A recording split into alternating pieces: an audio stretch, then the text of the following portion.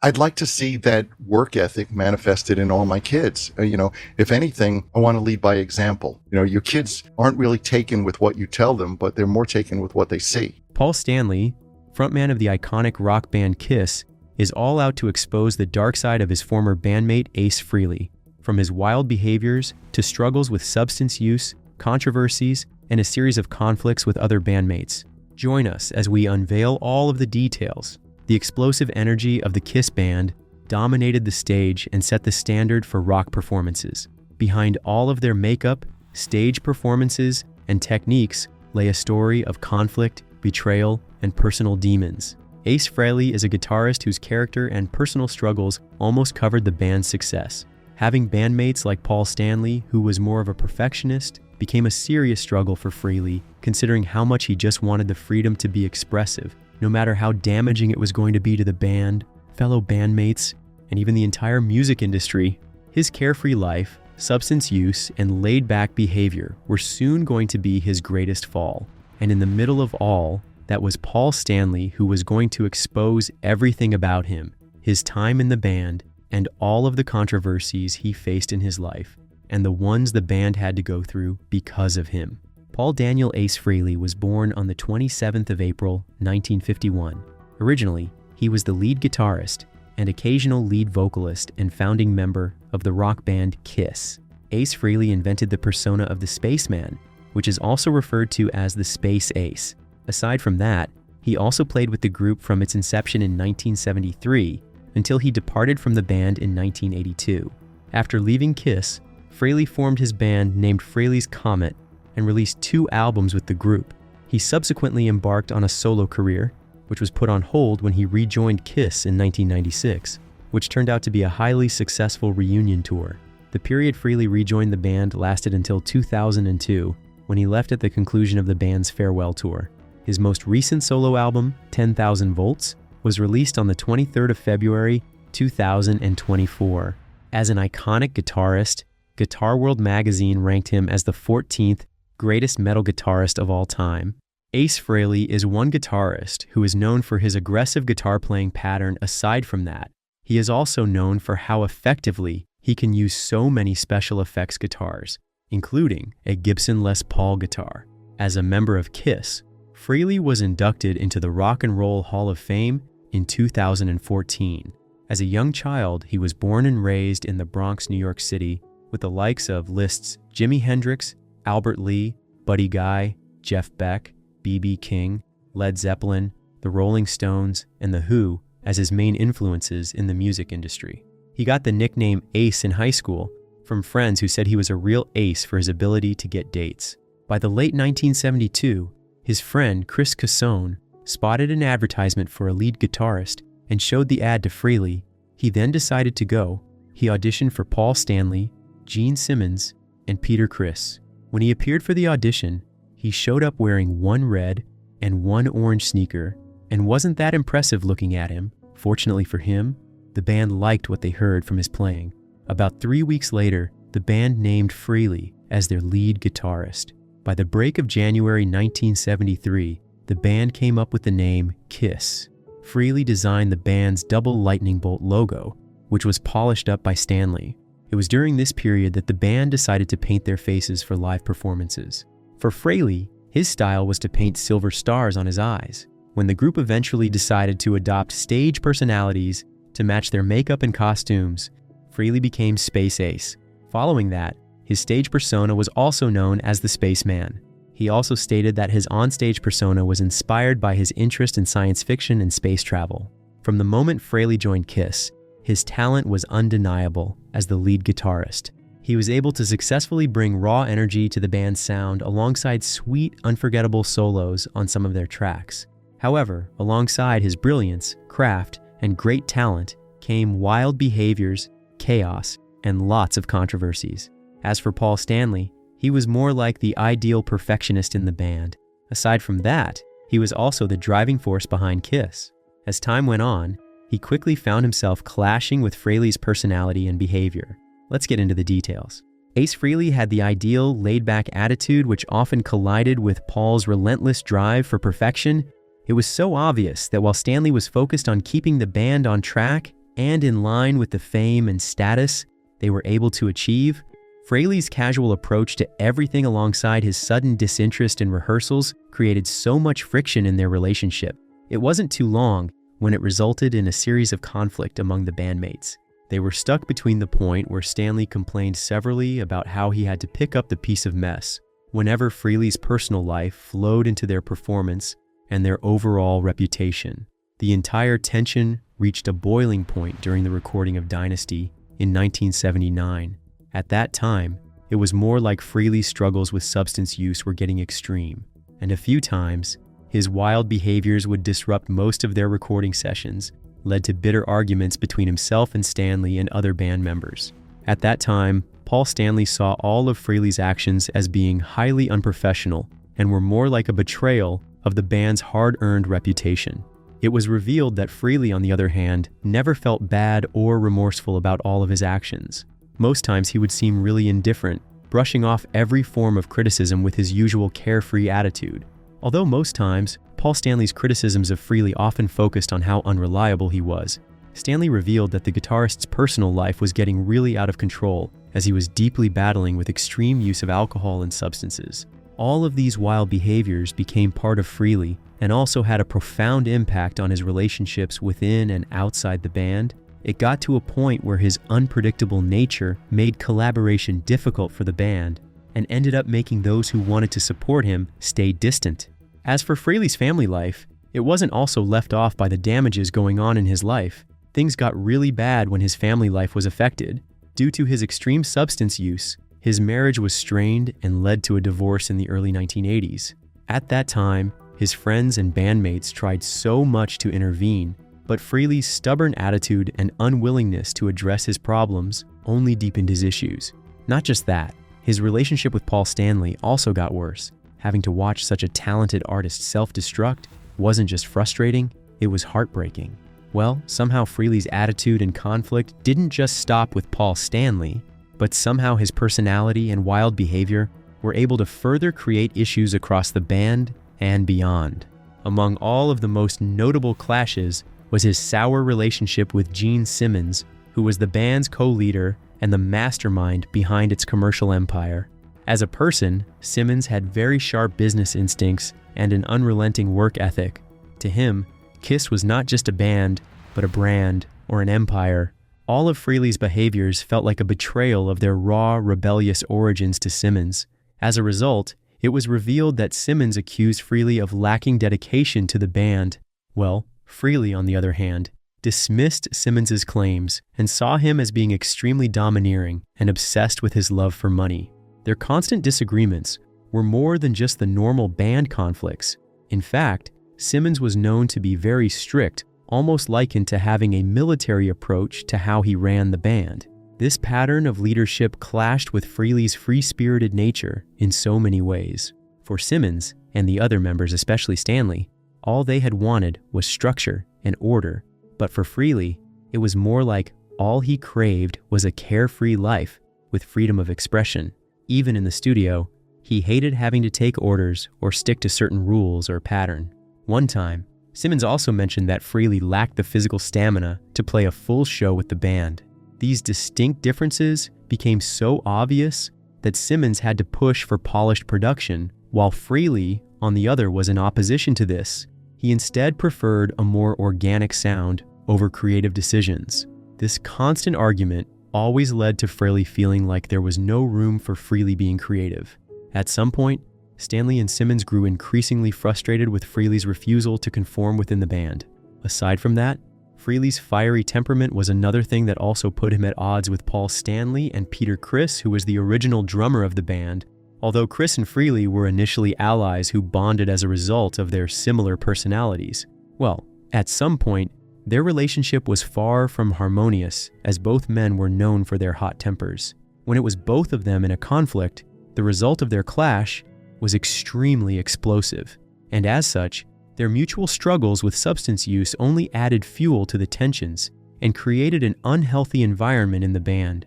Somehow, it looked more like Frehley was in the middle of all of the friction that took place in the band. All of these moments were full of raw emotions that revealed the strain of trying to keep the band together under so much pressure.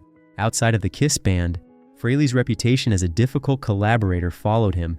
It was so obvious that producers and fellow musicians frequently found working with Frehley to be a challenge. It got to a point where his wild behavior and lack of reliability often led to strained relationships with many collaborators who had to walk away frustrated by his inability to commit or follow through with routines. Frehley's reluctance to adhere to schedules or expectations made long-term partnerships impossible for him and the band. Aside from that, unlike Stanley and Simmons, who thrived in the spotlight and knew how to address issues in interviews corrected, Frehley had lots of unhealthy relationships with the media. His approach with the press was usually off with how he reacted at questions he deemed too personal or critical. Sometimes he would even respond with some sort of remarks and attitude. It got to a point and both journalists and critics began to portray him as a self-destructive figure who was deeply incapable of going through the extreme pressures of fame. And to some, aside from his talents, they think he was maybe unsuitable for a band like Kiss. Frehley's refusal to play by the rules of the band only deepened his image and went on to reinforce his reputation as a loose mess. All of his conflicts with Paul Stanley and the other bandmates, collaborators, or the media ended up painting a picture of a man who was torn between immense talent and personal chaos. There's no doubt that his unwillingness to compromise or make adjustments was just central to his rebellious spirit. But aside from that, it often came at the expense of the very relationships that could have supported him. The tension between Paul Stanley and Ace Frehley was able to take a toll on Kiss as a whole. By the early 1980s, all of the cracks in the band were impossible to ignore, alongside how fast Frehley was increasingly detaching himself from the group. Eventually, he had to leave the band in 1982. Ace Frehley had to try out something new, so he decided on a solo career. Well, the drama still did not end. On one occasion, a particular series of drama between Paul Stanley and Ace Frehley started after the Kiss singer appeared on a show and explained why the band didn't perform when they were inducted into the Rock and Roll Hall of Fame in 2014. Among the many other reasons he stated, Stanley went further to mention that the choice was partly because of the demanding nature of the Rock Hall, which wanted Kiss to perform with its original members. And if that was to happen, then that would have to include bringing in Ace Frehley and Peter Criss. According to Stanley, he had to explain why he wouldn't want to perform with the original guitarist and drummer, and he mentioned that it would be demeaning to the band, and also it might get some people confused. Well, that wasn't all. He further mentioned that if people should see their band on stage, with some people probably referring to Stanley and Criss, who looked like Kiss, but sounded more like something else, then maybe they would be called Piss. As a result of Stanley's comments, Frehley got super angry and went on with threats to spill some deep secrets about some of the dirty things the band did if Stanley didn't apologize to him for making such a remark within 1 week. According to Frehley, the dirt he was going to spill would come in the form of a 120-page manuscript, which contains career-ending details about both Stanley and bassist Gene Simmons. Following the comment by Stanley, it was revealed that Stanley went ahead to put a call through to Frehley. Many would assume that probably he was calling to apologize to him as Frehley had demanded. Well, according to Ace Frehley, who mentioned that Paul Stanley didn't apologize to him, but called to say more odd things to him instead, Frehley went ahead and threatened to ruin Stanley's career if he didn't apologize for all of his comments within 7 days. That wasn't all. He even threatened to reveal some dirty secrets about the band also. On one occasion, Frehley also discussed how Stanley and bassist Gene Simmons had initially talked about inviting him, Criss, and former Kiss guitarist Bruce Kulick to join the band for a few songs at the finale of their farewell tour. Frehley mentioned that by the time the concert was sold out, however, Stanley and Simmons changed their tune. Frehley further mentioned that all of Stanley's comments about the original Kiss members performing together at the Hall of Fame were completely opposite from what he was saying 6 to 7 months ago. He went on to mention that he doesn't know why Stanley said what he said about himself and Criss, but it pissed him off, and after hearing that, he decided that he wasn't going to the final concert. He also added that even if Stanley had invited him personally and given him a personal invitation, after he had hit them below the belt with that comment, he would not have gone there. In another instance, during an interview with Frehley, He went on to express his disregard for Stanley after the Kiss frontman made insulting remarks about him. During the interview, while mentioning Stanley's insults, Frehley also took a dig at the singer-guitarist's musical and vocal talents. Frehley mentioned that he can play rings around Paul Stanley on guitar. While laughing, he went on to state that he can even sing better than him and doesn't even have to use backing tracks. This comment somehow traces back to the rumors that Kiss used pre-recorded vocal tracks during their concerts to enhance their performances. Much as the former bandmates may disagree about this topic, Frehley again stressed that he doesn't plan on getting into any arguments at the Hall of Fame ceremony, and he was not going to get into it because he believes in taking the high road. Aside from that, he also believes in just accepting his award and enjoying the evening. He also mentioned that he was not going to stoop to their level of ridiculousness, since he thought that everybody would just have to rise to the occasion and try to get along. More controversies were revealed when Paul Stanley devoted a portion of his new memoir to accusing former bandmates Ace Frehley and Peter Criss of displaying a form of hatred for Jews. When asked about this, Frehley mentioned that all of those statements were just an effort by Stanley to sell more books. Frehley also went on to mention in another interview that they can't call him drunk or a substance user anymore, so they're looking out for other things to say about him to draw more attention and more controversies. He also stated he has been in the music business for decades and has worked alongside Jewish people his whole life, so why would he suddenly develop hatred for them? Well, Frehley still emphasized the fact that he thinks Stanley is just trying to sell his book, and it's a pretty sad commentary if he has to resort to lies. Well, the battle didn't end there, as Stanley stuck to his points when he was also asked during interviews. He mentioned that, unfortunately, he can't say it's taken out of context. There are a lot of people who hate the Jews, and there are a lot of people who, underneath the surface, have a resentment towards the resiliency or the determination of Jews, he said. He also commented that if anyone tries to hang their inadequacies or their failures on somebody else, then it wasn't going to work this time. Obviously, he was referring to Frehley. He went on to mention that he is firmly standing behind what he said, and he has no agenda either to say anything to get back at Frehley, or as a form of revenge rather, he is just stating the facts. Somehow, for Paul Stanley, Frehley's departure from the band was both a relief and a disappointment. While it marked the end of their constant battles, it also symbolized the loss of a key piece of the band. For Frehley, on the other hand, his absence didn't mean the end of the drama, as his solo career, though initially promising, was also faced with the same issues that he had to face during his time in Kiss. Meanwhile, Paul and the remaining members struggled to rebuild the band's image. This phase was filled with lots of questions from fans and the media about Frehley's behavior and their strained relationship. Paul Stanley's revelations about his time with Frehley are all layered with lots of issues that they had to face as a band. Somehow, Stanley cannot deny the magic Frehley brought to the band, alongside his sweet guitar solos, the rebellious energy, and the charismatic stage presence that was able to connect to millions of their fans. While Frehley had his good sides, according to Stanley, on the other hand, the chaos Frehley carried with him often threatened to spoil everything they had worked so hard to build. For Stanley, the guitarist was both an irreplaceable asset and a ticking time bomb. It was more like a bittersweet experience, something that left scars as deep as the sweet melodies they created together. There's no doubt that Frehley's legacy remains, to their fans, he remains the spaceman and the true definition of true rock's unfiltered spirit, whose raw talent defines some of the Kiss's most iconic tracks. His personality, on the other hand, also made him an indispensable part of the band's identity.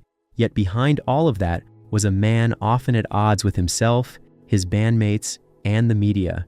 Even his demons cast a long shadow over his achievements. Somehow, it felt more like he was going to destroy himself. Frehley stated that a few years after he departed from the band, he used to get phone calls from people who would ask for Kiss tickets. He will respond to them by saying that he no longer plays for the band anymore, and a lot of the people don't even know it. Frehley also feels that Kiss may have tried so much to keep the truth from the media and fans. Following the period he left the band, they somehow buried it and didn't make a big press release about his leaving. It was also alleged that at that time, one of the bandmates was wearing Frehley's makeup, and they just wanted people to think that maybe it was still Ace Frehley who was still with the band. There's no doubt that their partnership was filled with brilliance, but somehow it left behind a trail of tension and regret. For Stanley, acknowledging Frehley's contributions means confronting the emotional toll of their relationship. Paul Stanley and Ace Frehley were two sides of the same coin.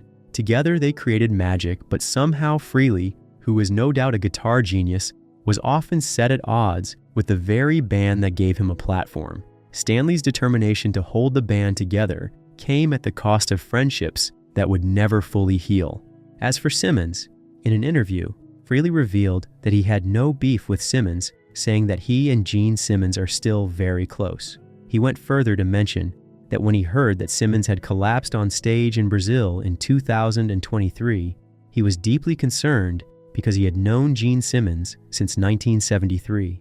Frehley mentioned that immediately he had to send Simmons an email asking if he was fine, and miraculously enough, he got back to him in 5 minutes and responded that he was doing fine. Paul Stanley's revelations about Ace Frehley's behavior paint a clear picture of the complex relationship that existed within the band. Some of the deep secrets about Ace Frehley's personal life and their long-time conflicts. There's no doubt that the spaceman's life was not all it seemed, with his struggles with substance use and series of troubles with his bandmates. These stories show that fame and fortune can't always hide a person's pain. While their onstage presence may have been sweet and memorable, behind the scenes were so many struggles. Stanley's honesty about all that took place provides a strong reminder that even the most successful and iconic rock stars are human, with their battles and demons. If you enjoyed this video, like and subscribe, and also click the next video shown on your screen.